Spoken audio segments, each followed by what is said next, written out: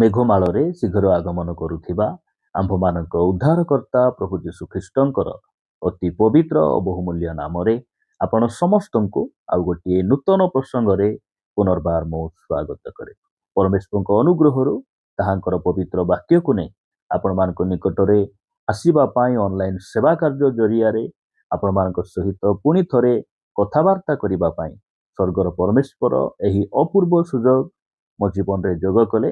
ସେଥିପାଇଁ ପ୍ରଭୁଙ୍କୁ ମୁଁ ଧନ୍ୟବାଦ ଦଉଛି। ଆପଣମାନଙ୍କୁ ମଧ୍ୟ ମୁଁ ହୃଦୟ ସହିତ ଧନ୍ୟବାଦ ଦଉଛି। ଆପଣମାନେ ଆମର ଏହି ସାମୁଏଲ ଖରା ୟୁଟ୍ୟୁବ ଚ୍ୟାନେଲକୁ ସବସ୍କ୍ରାଇବ କରିଛନ୍ତି। ଏହି ଚ୍ୟାନେଲରେ ପ୍ରସାରିତ ହେଉଥିବା ପ୍ରତ୍ୟେକ ସନ୍ଦେଶକୁ ଆପଣମାନେ ନିୟମିତ ଶୁଣୁଛନ୍ତି, ଲାଇକ୍ ସେୟାର କମେଣ୍ଟ ମାଧ୍ୟମରେ ଆମ୍ଭମାନଙ୍କୁ ଉତ୍ସାହିତ କରୁଛନ୍ତି। ସେଥିପାଇଁ ମୁଁ ପ୍ରଭୁଙ୍କୁ ଧନ୍ୟବାଦ ଦିଏ। ପରମେଶ୍ୱର ଆପଣ ସମସ୍ତଙ୍କୁ ପ୍ରଚୁର ଭାବରେ ଆଶୀର୍ବାଦ କରନ୍ତୁ। ପ୍ରିୟ ପ୍ରଭୁଙ୍କ ଲୋକମାନେ, ଆସନ୍ତୁ ପ୍ରଭୁଙ୍କ ବାକ୍ୟରୁ ଗୋଟେ ପଦ ପଢି ଆଜିର ପ୍ରସଙ୍ଗରେ ଆମେ ଆଗକୁ ବଢିବା। ଆପଣମାନେ ମୋ ସହିତ ମାଥ୍ୟୁ ଲିଖିତ ସୁସମାଚାର 2 ଅଧ୍ୟାୟକୁ ଆସିବେ। ମାଥ୍ୟୁ ଲିଖିତ ସୁସମାଚାର 2 ଅଧ୍ୟାୟ 16 ପଦ ମୁଁ ଆମ ସମସ୍ତଙ୍କ ନିମନ୍ତେ ପାଠ କରିବା ପାଇଁ ଚାହେଁ। ଏହି ସ୍ଥାନରେ ଏ ପ୍ରକାର ଲେଖାଯାଏ, ଇତିମଧ୍ୟରେ ହେରୋଦ ପଣ୍ଡିତମାନଙ୍କ ଦ୍ୱାରା ଆପଣାକୁ ପ୍ରବଞ୍ଚିତ ହେବା ଦେଖି କ୍ରୋଧାନ୍ତ ହୋଇଗଲେ, ଆଉ ସେମାନଙ୍କ ନିକଟରୁ ସୂକ୍ଷ୍ମ ରୂପେ ଯେଉଁ ସମୟ ବୁଝିଥିଲେ ତଦନୁସାରେ 2 ବର୍ଷ ଓ ସେଥିର ନ୍ୟୁନ ବୟସ୍କ ଯେତେ ବାଳକ ବେଥଲିହିମ ପୁଣି ସେଥିର ସମସ୍ତ ସୀମା ମଧ୍ୟରେ ଥିଲେ ଲୋକ ପଠାଇ ସେହି ସମସ୍ତଙ୍କୁ ବଧ କରାଇଲେ। ପ୍ରିୟମାନେ, ଆଜିର ପ୍ରସଙ୍ଗ ଆପଣମାନେ ଥମ୍ବନେଲ ମାଧ୍ୟମରେ, ଟାଇଟଲ ମାଧ୍ୟମରେ ଜାଣିପାରିଥିବେ। ଆଜି ଯେଉଁ ପ୍ରସଙ୍ଗରେ ପ୍ରଭୁଙ୍କ ବାକ୍ୟରୁ ଆମେ କଥାବାର୍ତ୍ତା ହେବା, ସେହି ପ୍ରସଙ୍ଗର ଶୀର୍ଷକ ହେଲା, ଯୀଶୁ ଯଦି ଉଦ୍ଧାରକର୍ତ୍ତା ଭାବେ ଜନ୍ମଗ୍ରହଣ ହେଲେ, ତାହେଲେ ସେହି ଯୀଶୁଙ୍କ ସମୟରେ ଅନେକ ବାଳକମାନଙ୍କୁ, ଅନେକ ଶିଶୁମାନଙ୍କୁ କାହିଁକି ହତ୍ୟା କରାଗଲା। ଆଜିର ପ୍ରସଙ୍ଗ ହେଲା, ଯୀଶୁ ଯଦି ଆମକୁ ବଞ୍ଚାଇବା ପାଇଁ ଆସିଲେ, ଆମକୁ ଉଦ୍ଧାର କରିବା ପାଇଁ ଆସିଲେ, ତାହେଲେ ତାହାଙ୍କ ଜନ୍ମ ସମୟରେ ଅନେକ ବାଳକ, ଅନେକ ଶିଶୁମାନଙ୍କୁ କାହିଁକି ହତ୍ୟା କରାଗଲା। ଏହି ପ୍ରସଙ୍ଗରେ ଅଳ୍ପ ସମୟ ଆମେ ବାକ୍ୟରୁ କଥାବାର୍ତ୍ତା ହେବା। ପ୍ରିୟମାନେ, ଯେତେବେଳେ ଆମେ ବାଇବଲ ପଢୁ, ମନ ମଧ୍ୟରେ ବିଭିନ୍ନ ପ୍ରକାର ପ୍ରଶ୍ନ ଗୁଡ଼ିକ ଆସେ, ଆଉ ସେଇ ସବୁ ପ୍ରଶ୍ନର ଉତ୍ତର ଆମକୁ ପାଇବା ପାଇଁ ପବିତ୍ର ଆତ୍ମା ସେ ଆମମାନଙ୍କୁ ସାହାଯ୍ୟ କରନ୍ତି। ଯେ ପ୍ରକାର ଅନେକ ଖ୍ରୀଷ୍ଟ ବିରୋଧୀ ମାନେ ସେମାନେ ପ୍ରଶ୍ନ କରନ୍ତି ଯେ ଯୀଶୁ ଯଦି ରକ୍ଷା କର୍ତ୍ତା, ଯୀଶୁ ଯଦି ରକ୍ଷା କରିପାରନ୍ତି, ତାହେଲେ ସେ ନିଜେ କି ପ୍ରକାର ରକ୍ଷା କରିପାରିଲେ ନାହିଁ। ସେ ଯଦି ପରମେଶ୍ୱର ଅଟନ୍ତି, ତାହେଲେ ସେ ନିଜେ କେମିତି 3ଟି କଣ୍ଟାରେ ଝୁଲି ମୃତ୍ୟୁବରଣ କଲେ, ନିଜକୁ କାହିଁକି ରକ୍ଷା କରିପାରିଲେ ନାହିଁ। ଏହି ପ୍ରକାର ପ୍ରଶ୍ନ ଅନେକ ଅଣଖ୍ରୀଷ୍ଟିଆନ ଭାଇ ଭଉଣୀ ମାନେ ମଧ୍ୟ ଏହି ପ୍ରକାର ପ୍ରଶ୍ନ ଗୁଡ଼ିକ ପଚାରନ୍ତି। ଯେତେବେଳେ ଆମେ ବାଇବଲ ପଢୁ, ଆଉ ମନ ମଧ୍ୟରେ ବିଭିନ୍ନ ପ୍ରଶ୍ନ ଆସେ, ଆଉ ସେଇ ସବୁ ପ୍ରଶ୍ନ ମଧ୍ୟରୁ ଗୋଟେ ପ୍ରଶ୍ନ ହେଲା ଯେ ପ୍ରଭୁ ଯୀଶୁ ଖ୍ରୀଷ୍ଟ ଯଦି ସେ ଉଦ୍ଧାରକର୍ତ୍ତା ଭାବେ ଏହି ପୃଥିବୀକୁ ସେ ଜନ୍ମଗ୍ରହଣ କଲେ, ତାହେଲେ ତାଙ୍କ ଜନ୍ମ ସମୟରେ ଅନେକ ବାଳକ, ଅନେକ ଶିଶୁମାନଙ୍କୁ କାହିଁକି ହତ୍ୟା କରାଗଲା, ଆଉ ପରମେଶ୍ୱର କାହିଁକି ଉଦ୍ଧାର କଲେ ନାହିଁ। ଏହି ପ୍ରଶ୍ନର ଉତ୍ତର ଆମେ ଅଳ୍ପ ସମୟ ବାକ୍ୟରୁ କଥାବାର୍ତ୍ତା ହେବା। ଯେତେବେଳେ ପଣ୍ଡିତ ମାନେ ପ୍ରଭୁ ଯୀଶୁ ଖ୍ରୀଷ୍ଟଙ୍କର ସେଇ ତାରାକୁ ସେମାନେ ଦେଖିଲେ, ଆଉ ସେଇ ତାରା ଦେଖି ପ୍ରଭୁ ଯୀଶୁ ଖ୍ରୀଷ୍ଟଙ୍କୁ ଆରାଧନା କରିବା ପାଇଁ, ତାହାଙ୍କୁ ପ୍ରଣାମ କରିବା ପାଇଁ ଅନେକ ଦୂରରୁ ସେମାନେ କଣ କଲେ, ଯାତ୍ରା କରି ଆସିଲେ। ଆସୁ ଆସୁ ସେମାନେ ପଣ୍ଡିତ ହେଲେ ମଧ୍ୟ, ଶିକ୍ଷିତ ହେଲେ ମଧ୍ୟ, ସେମାନେ ପ୍ରଭୁ ଯୀଶୁ ଖ୍ରୀଷ୍ଟ କେଉଁଠାରେ ଅଛନ୍ତି ତାହା ସେମାନେ ଜାଣିପାରିଲେ ନାହିଁ। ଆଉ ସେମାନେ ରାଜାର ସେଇ ରାଜମହଲକୁ ପଳାଇଲେ, ଆଉ ସେଠି ଯିବା ଦ୍ୱାରା ସେମାନେ ଯୀଶୁଙ୍କୁ ଭେଟି ପାରିଲେ ନାହିଁ। ପୁନର୍ବାର ସେମାନେ ତାରାଙ୍କର ସାହାଯ୍ୟ ନେବାକୁ ପଡ଼ିଲା, ଆଉ ତାରା ବିନା ସେମାନେ ଯୀଶୁଙ୍କ ନିକଟକୁ ପହଞ୍ଚି ପାରିନଥାନ୍ତେ। ପ୍ରିୟମାନେ, ସେଇ ତାରାର ନିଦର୍ଶନ ପରମେଶ୍ୱରଙ୍କ ବାକ୍ୟ ଆଉ ଜଣେ ବିଶ୍ୱସ୍ତ ଆଉ ଜୀବିତ ପରମେଶ୍ୱରଙ୍କ ସେବକ ମାନଙ୍କୁ ବୁଝାଏ। ଆମେ ଯେବେ ପରମେଶ୍ୱରଙ୍କର ବାକ୍ୟ ପଛରେ ଯିବା, ସେତେବେଳେ ଆମେ ତାହାଙ୍କ ବାକ୍ୟ ଅନୁସରଣ କରିବା, ସବୁବେଳେ ପରମେଶ୍ୱରଙ୍କ ବାକ୍ୟ ଆମକୁ ତାହାଙ୍କ ପୁତ୍ର ଯୀଶୁଖ୍ରୀଷ୍ଟଙ୍କ ନିକଟକୁ ନେଇଯିବ। ପ୍ରଭୁଙ୍କର ଗୌରବ ହଉ। ସେହି ଦିନ ସେହି ପଣ୍ଡିତ ମାନେ ଯେତେବେଳେ ହେରୋଦଙ୍କ ନିକଟରେ ଯାଉଛନ୍ତି, ହେରୋଦ ତାହାଙ୍କୁ କହୁଛନ୍ତି, ଯଦି ଯିହୁଦୀ ମାନଙ୍କ ରାଜା ଜନ୍ମଗ୍ରହଣ କରିଛନ୍ତି, ତୁମେ ଯଦି ତାହାଙ୍କୁ ପ୍ରଣାମ କରିବା ପାଇଁ ଆସିଅଛ, ତୁମେ ଯାଇ ଭଲ ରୂପେ ଖୋଜ। ଆଉ ତୁମେ ଖୋଜିଲା ପରେ ତୁମେ ତାଙ୍କୁ ପ୍ରଣାମ କଲା ପରେ ତୁମେ ଏହି ବାଟ ଦେଇ ଆସ, ଆଉ ଆମକୁ ମଧ୍ୟ ସେଇ ପରିଚୟ ଦିଅ, ଆମେ ମଧ୍ୟ ଯାଇ କଣ କରିବୁ, ପ୍ରଣାମ କରିବୁ। ପ୍ରିୟମାନେ, ଯେତେବେଳେ ପଣ୍ଡିତ ମାନେ ପ୍ରଭୁ ଯୀଶୁ ଖ୍ରୀଷ୍ଟଙ୍କୁ ସାକ୍ଷାତ କଲେ, ଆଉ ସେମାନେ ସ୍ୱପ୍ନ ମାଧ୍ୟମରେ ସ୍ୱର୍ଗର ପରମେଶ୍ୱର ଦୂତ ପଠାଇ ସେମାନଙ୍କୁ କହିଲେ ଯେ ହେରୋଦଙ୍କ ବାଟରେ ଯାଉ ନାହିଁ, ଗୋଟେ ଭିନ୍ନ ବାଟ ଦେଇ ତୁମେ ଚାଲିଯାଅ, କାରଣ ହେରୋଦ ଯୀଶୁଙ୍କୁ ବା ଶିଶୁଙ୍କୁ ହତ୍ୟା କରିବାର ଷଡ଼ଯନ୍ତ୍ର ସେ କରୁଅଛି।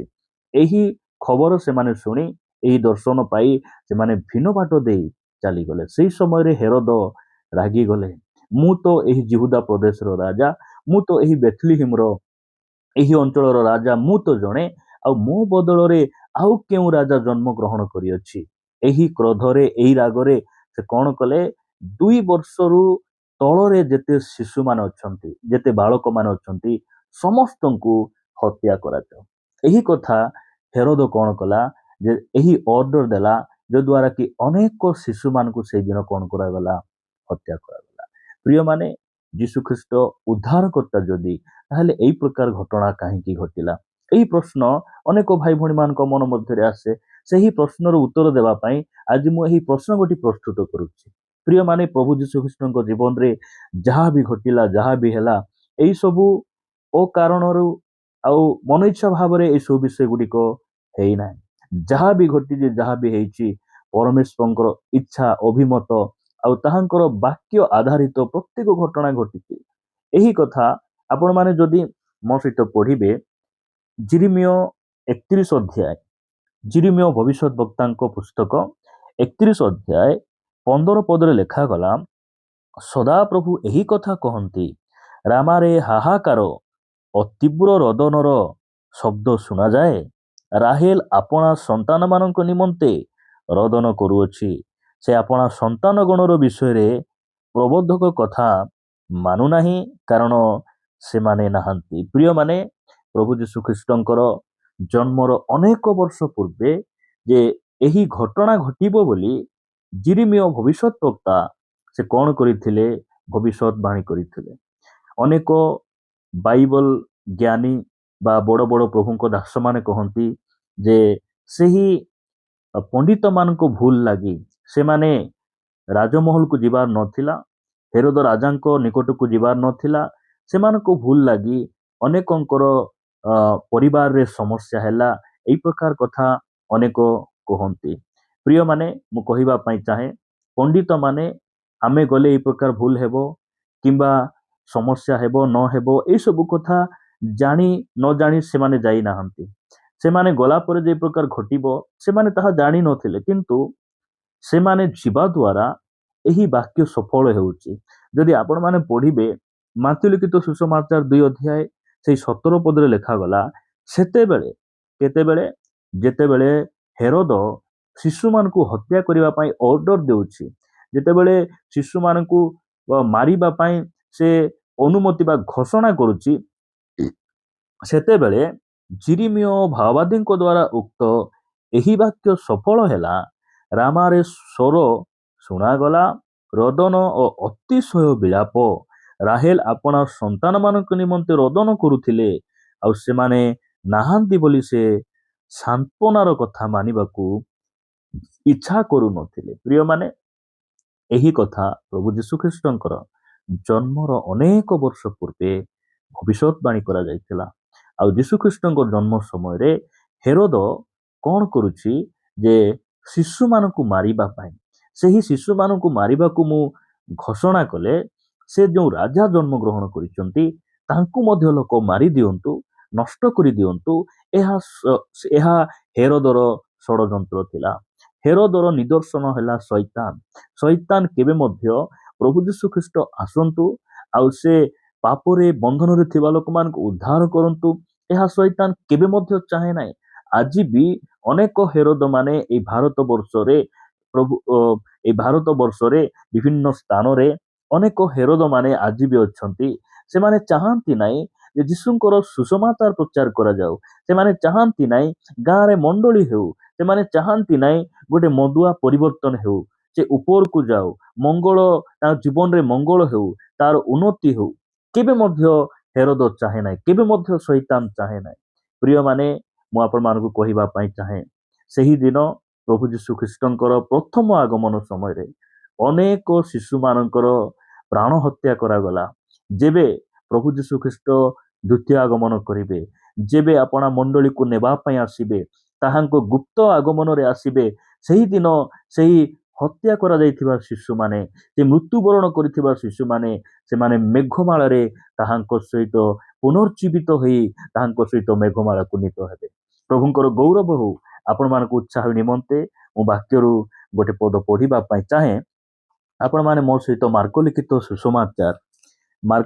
ସୁସମାଚାର 8 ଅଧ୍ୟାୟକୁ ଆସିବେ। 8 ଅଧ୍ୟାୟ 35 ପଦରେ ଲେଖାଯାଏ, କାରଣ ଯେ କେହି ଆପଣା ଜୀବନ ରକ୍ଷା କରିବାକୁ ଇଚ୍ଛା କରେ, ସେ ତାହା ହରାଇବ, କିନ୍ତୁ ଯେ କେହି ମୋହର ଓ ସୁସମାଚାର ନିମନ୍ତେ ଆପଣା ଜୀବନ ହରାଇବ, ସେ ତାହା ରକ୍ଷା କରିବ। ପ୍ରିୟମାନେ, ସେଇଦିନ ପ୍ରଭୁ ଯୀଶୁ ଖ୍ରୀଷ୍ଟଙ୍କ ଲାଗି ତାହାଙ୍କୁ ମାରିବା ପାଇଁ ବୋଲି, ତାହାଙ୍କୁ ବିନାଶ କରିବା ପାଇଁ ବୋଲି ଅନେକ ଲୋକଙ୍କର ଜୀବନ ହେରୋଦ ନଷ୍ଟ କରିଦେଲା, ଅର୍ଥାତ୍ ଶୈତାନ ନଷ୍ଟ କରିଦେଲା। କିନ୍ତୁ ମୁଁ କହିବା ପାଇଁ ଚାହେଁ, ସେହି ଶିଶୁମାନେ ବିନାଶ ପ୍ରାପ୍ତ ନୁହନ୍ତି, ସେହି ଶିଶୁମାନେ ରକ୍ଷା ପ୍ରାପ୍ତ ଲୋକମାନେ ଅଟନ୍ତି। ବାଇବଲ କହେ ଯେ ନିଜ ଜୀବନକୁ ରକ୍ଷା କରିବା ପାଇଁ ଚେଷ୍ଟା କରିବ, ସେ ତାହା ହରାଇବ, କିନ୍ତୁ ଯେ ମୋ ପାଇଁ, ମୋ ସୁସମାଚାର ପାଇଁ, ମୋ ରାଜ୍ୟ ପାଇଁ ଯେ ନିଜ ଜୀବନକୁ ହରାଇବ, ସେ ତାହା ରକ୍ଷା କରିବ। ପ୍ରଭୁଙ୍କର ଗୌରବ ହଉ। ଯେବେ ପ୍ରଭୁ ଯୀଶୁ ଖ୍ରୀଷ୍ଟ ମେଘମାଳରେ ଆସିବେ, ମୁଁ ବିଶ୍ୱାସ କରେ ସେଇଦିନ ସେହି ମୃତ୍ୟୁବରଣ କରିଥିବା ଶିଶୁମାନେ ରୂପାନ୍ତରିତ ହେବେ, ସେମାନେ ଅକ୍ଷୟ ଶରୀରରେ ଉତ୍ଥିତ ହେବେ, ତାହାଙ୍କ ସହିତ ମେଘମାଳାରେ ସେମାନେ ପ୍ରଭୁଙ୍କ ନିକଟକୁ ନିଆଯିବେ। ଯଦି ଆପଣ ପଢିବେ ମାଥ୍ୟୁ ଲିଖିତ ସୁସମାଚାର 19 ଅଧ୍ୟାୟ 14 ପଦରେ, କିନ୍ତୁ ଯୀଶୁ କହିଲେ, ଶିଶୁମାନଙ୍କୁ ଛାଡ଼ି ଦିଅ, ସେମାନଙ୍କୁ ମୋ ନିକଟକୁ ଆସିବାକୁ ମନା କର ନାହିଁ, କାରଣ ସ୍ୱର୍ଗ ରାଜ୍ୟ ଏହି ପ୍ରକାର ଲୋକମାନଙ୍କର। ପ୍ରଭୁଙ୍କର ଗୌରବ ହଉ। ଶିଶୁମାନଙ୍କର କୌଣସି ଭୁଲ ନଥିଲା, ବିନା କାରଣରେ ସେଦିନ କ'ଣ କରାଗଲା? ହତ୍ୟା କରାଗଲା। ମୁଁ ପ୍ରଭୁଙ୍କୁ ଧନ୍ୟବାଦ ଦିଏ ଯେ ପରମେଶ୍ୱର ଆମର ପ୍ରଭୁ ସେ ଶିଶୁମାନଙ୍କୁ ପ୍ରେମ କରିବା ପରମେଶ୍ୱର। ଶିଶୁମାନଙ୍କ ଆଗରେ ଠିଆ କରି ଶିଶୁମାନଙ୍କୁ ଦେଖାଇ ସେ କ'ଣ କଲେ? ଶିକ୍ଷା ଦେଲେ, ଉତ୍ସାହ ଦେଲେ। ପ୍ରଭୁଙ୍କର ଗୌରବ ହଉ। ଯଦି ଆଜି ଆମେ ଯୀଶୁଙ୍କ ଲାଗି କୌଣସି କ୍ଷତି ସହ୍ୟ କରିଛୁ, କୌଣସି ତାଳନା, ଦୁଃଖ, ସମସ୍ୟାର ସାମ୍ନା କରିଛୁ, ସେଇ ସବୁର ଆଶୀର୍ବାଦ ପରମେଶ୍ୱର ଆମମାନଙ୍କ ପାଇଁ ରଖିଛନ୍ତି। ପ୍ରଭୁଙ୍କର ଗୌରବ ହଉ। ପ୍ରିୟମାନେ, ପ୍ରଭୁ ଏହି ବାକ୍ୟ ଦେଇ ଆମ ସମସ୍ତଙ୍କୁ